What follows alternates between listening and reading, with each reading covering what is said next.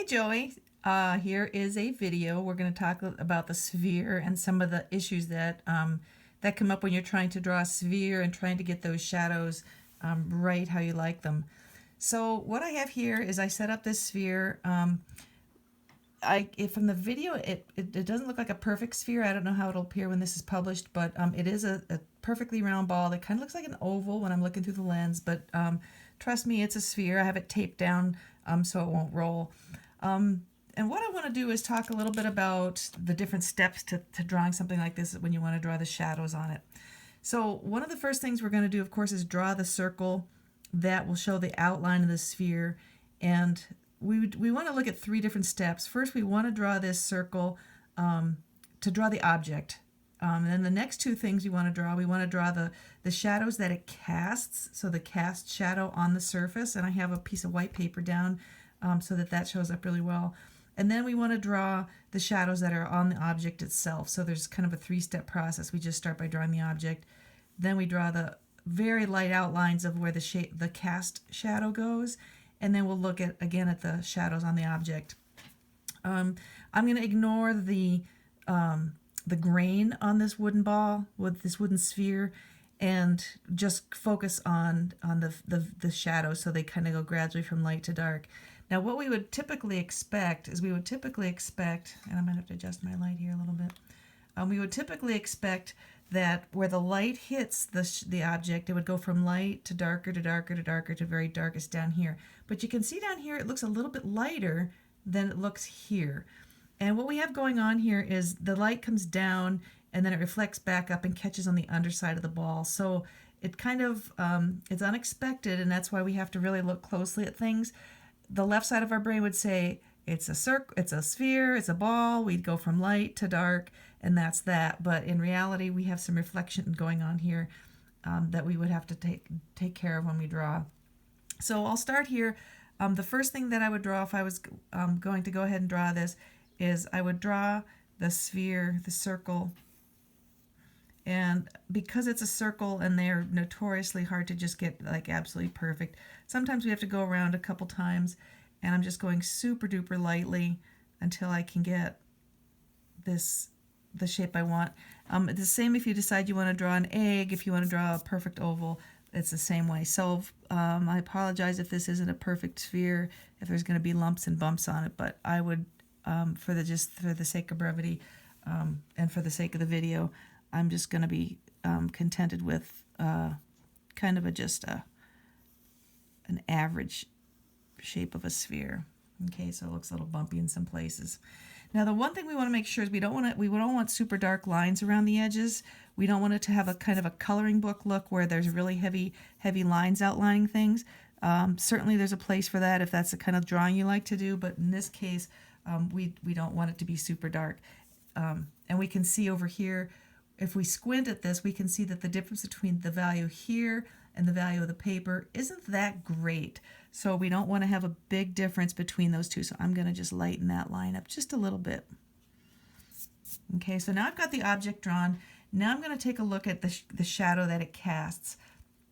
When we try to decide how big to make the shadow, we're going to look from the top of the sphere to the bottom. We look at that distance. And if we go about halfway from top to bottom, and then we go over here to the side, that's about where the shadow starts. Okay, so between top and bottom, about halfway, and that's where the shadow starts. So I'm going to go top to bottom, and then find about halfway, and that's where that shadow is going to start. I'm just going to make a little line here. How long is it? Well, when I look the distance from here to here, and then from here to here, it's pretty close. It's about the same. Maybe out to here would be perfect. I can see there's a primary shadow that's super dark, then kind of a secondary shadow that's a little bit lighter, and that happens when light curves and bounces around and all. Then we have a super light shadow coming out here and some very, very fuzzy edges on all these. So again, I'm going to look at the distance from here to here, and I'm going to make a super light line to say that that's about where my shadow is going to go. Then I want to go back and I want to get this shape in. And we know we have to rely on what our eyes tell us and not what our brain tells us. So we would think that a sphere like this would create a round shadow, but reality is it's kind of oblong. So when I look at this to draw it, the shadow that first primary darkest shadow starts about here, and it's gently curving, and it comes out, and then it comes around. And this was the outside shadow, so the darker one is on the inside here. And we kind of have this shape that is similar to that. And then the outside shadow, I'm going to go super light because we definitely want to make this fuzzier as we go along. And it's smaller shape here, or smaller width here, and a longer width here. So we want to elongate this a little bit as it comes out, and then it goes back again. Now remember, this is going to be fuzzy, so we don't want any dark lines that are going to be hard to get rid of.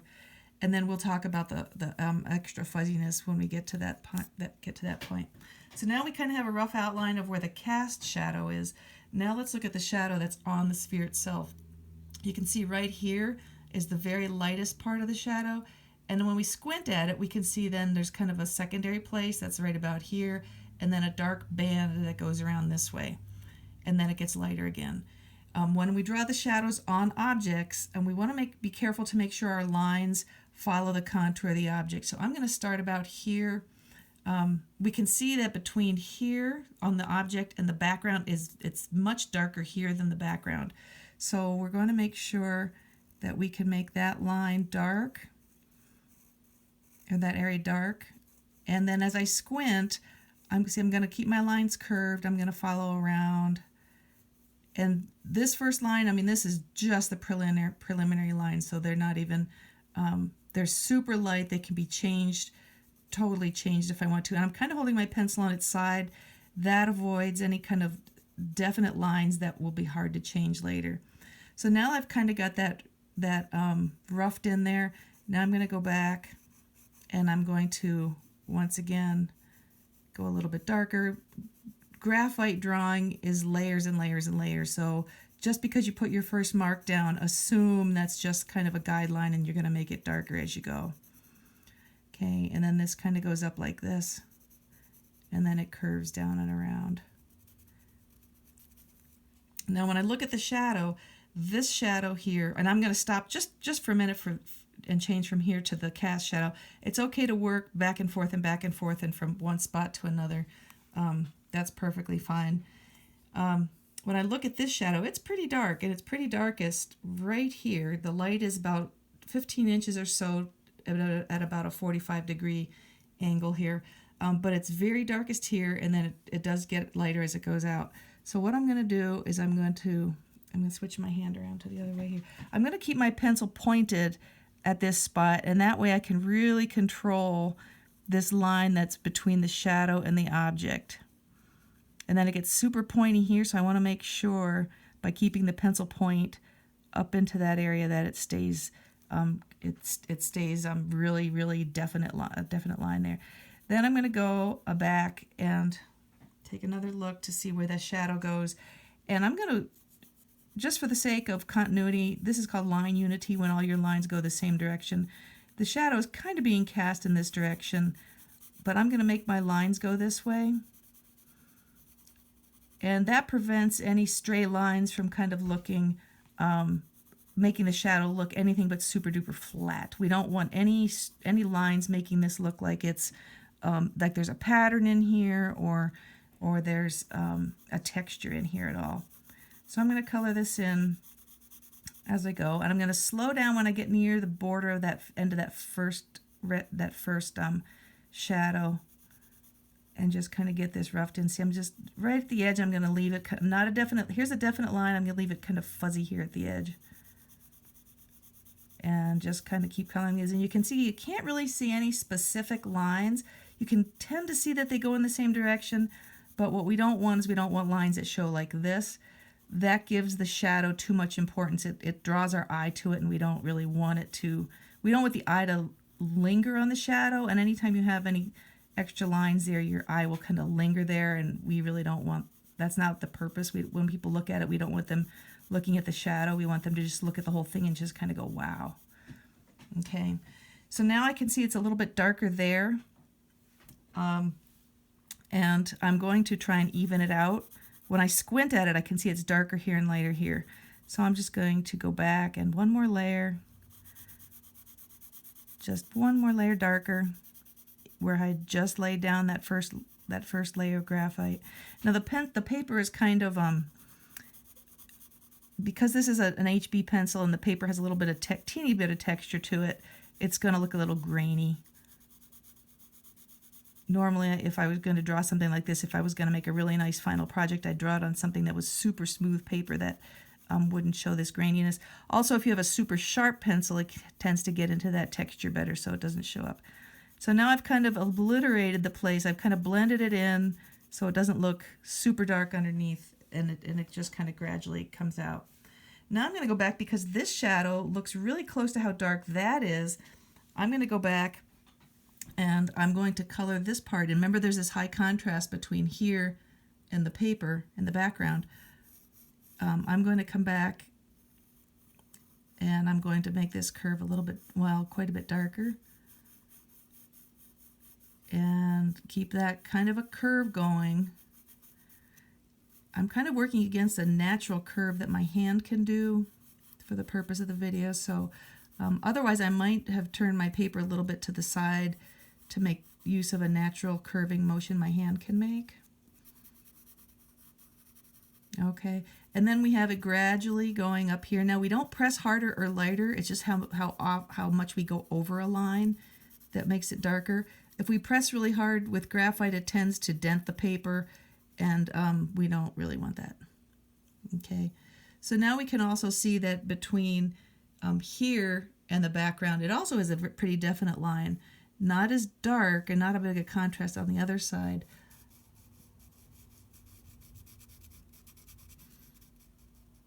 Okay, and it's going to be much darker here in the middle. And sometimes you could even do like circles here, as long as you're not creating lines and still following along the path of the contour. Now as we get to this part, we're going to go over it, but not quite so many times, and it'll stay lighter.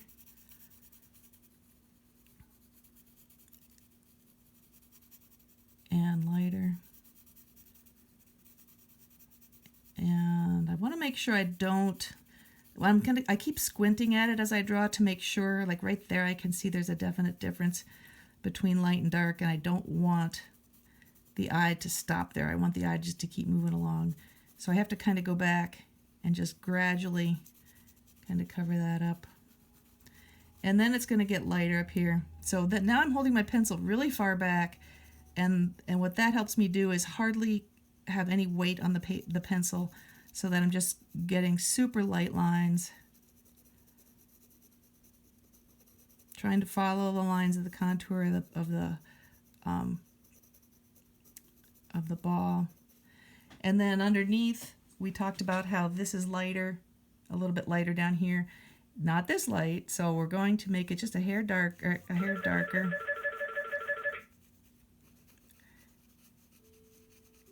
And darker. And it should be just dark enough that we can tell that where the edge of that sphere is. And squinting, we want to make sure, like, I can kind of see a little bit of a variation in there. Okay. And so we have, and oh, I almost forgot. So then we have this secondary shadow. We're going to go past here, and very lightly, we're going to still kind of keep going in the same direction. And now I can make use of that natural curve of my hand going this way. It has more of a gentle curve here. Even though it's not a sphere, it's more like an oval. And then we have this definite, almost like an aura around here of a secondary shadow. If we just go very lightly at the edge of that, it kind of helps make it look a little bit more fuzzy. And then around here, we don't want this edge to look so scraggly. We don't want it crisp, but we don't want it to appear scraggly. We just want it to appear fuzzy. Then I would go back up here and evenly color that in. Remember, the shadows have to just appear super flat. They don't have a shape to them. One of the things you'll notice is right in here, the line, it's called a lost line, lost edge. It's kind of where the dark part of the ball and the light part of the shadow kind of meet, and they kind of, it's not too awfully distinct between the two there. So it's kind of like they're both the same value. And then we keep coming up over here. Now at this point, if you'd like to, on this lightest part, you could switch to a pencil that's super light, like a B, or I'm sorry, an H pencil. And they give you super light lines. Naturally, they just kind of give you a light line. Then you don't have to worry about going too dark. And if my pencil was really nice and sharp, I could get into all these little textures here and kind of fill those in so that we don't have an uneven look here.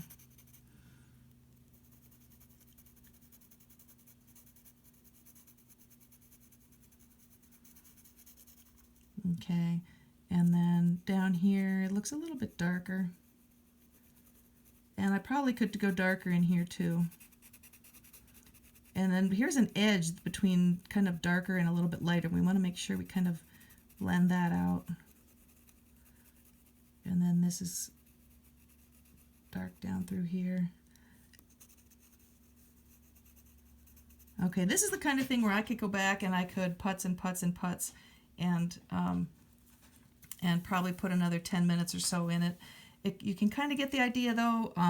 You want to concentrate on making the shape first nice and round, and then you're going to draw the rough outline of where the cast shadow goes, and then we're going to draw the shadow that lies on the object. And I see this probably should be a little darker. See, now I could probably go back here and spend another 10 minutes just kind of putzing, probably more than 10 minutes. Just putzing and kind of dinking around with all the different values. Okay, that looks a little too dramatic. In real life, it looks different on the video, but in real life it doesn't quite look that dramatic.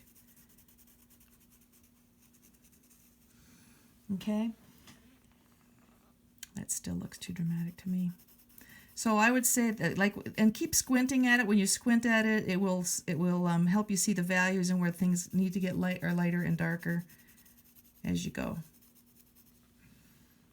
Okay, so that's a little bit an idea of how to think about spheres. Remember, it's 3 steps. Draw the object, rough out the shape of the cast shadow, and then draw the shadows on the object and keep squinting at it. And then as you squint at it, you'll be able to see how light and dark things are. Okay? All right. Thanks, Joey. Good luck.